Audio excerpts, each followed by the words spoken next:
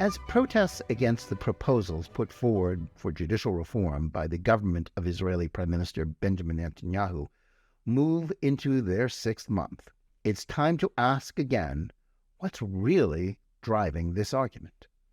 As far as the protesters are concerned, they're defending democracy against what they claim is an attempt by Netanyahu and his religious party allies to start an authoritarian state. This is a talking point that has been echoed repeatedly by liberals everywhere, including the U.S. government. But it doesn't stand up to scrutiny. As we've discussed repeatedly on this program, the notion that the only thing standing between Israel and a dictatorship is its Supreme Court and the legal establishment, the power to essentially override anything the legislative branch and the executive in the form of the Prime Minister and Cabinet does on any issue, with no more of a rationale than judges' ideas about what's reasonable, has nothing to do with democracy. The reforms being proposed would, if anything, make Israel more democratic and reinforce the separation of powers necessary to a functioning democracy, not to extinguish it. What then is at stake in this debate? It is about something much more fundamental than fine points of constitutional law, or even, as many have not unreasonably charged, the act of an opposition resistance that wants to overturn the results of an election it lost last November, though that certainly is part of the equation.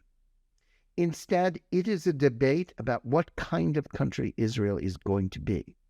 Will it be one in which the traditional liberal secular elites that have, regardless of Likud's election victory since 1977, retained a veto over the government of the country through the untrammeled power of the Supreme Court? When one listens to the demonstrators, it's obvious that what they fear is not so much a more powerful Knesset and Prime Minister, but the fact that the Knesset and Prime Minister will not be from the secular left.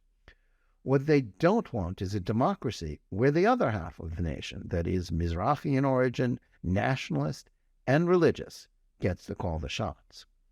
In short, is Israel on its way to being a more Jewish state in practice rather than one that is aggressively secular? The point being is that one can understand those fears without accepting the bogus notion that the only alternative to the rule of the liberal elites enforced by the courts, attorney general, and ministry legal advisors is a Jewish version of Iran, as the protesters seem to be insisting. That is something a lot more important than the old left-right debate about territory, settlements, and the Palestinians that divided Israelis in the past. That's also true of the debate about whether it is right or healthy for Netanyahu to continue in power after so many years. That has stalemated Israeli politics for the last 5 years. And it's far from clear that there is a path towards compromise over this that will preserve peace. Thank you for tuning into JNS TV, the channel where you engage with the most important news in Israel and the Jewish world.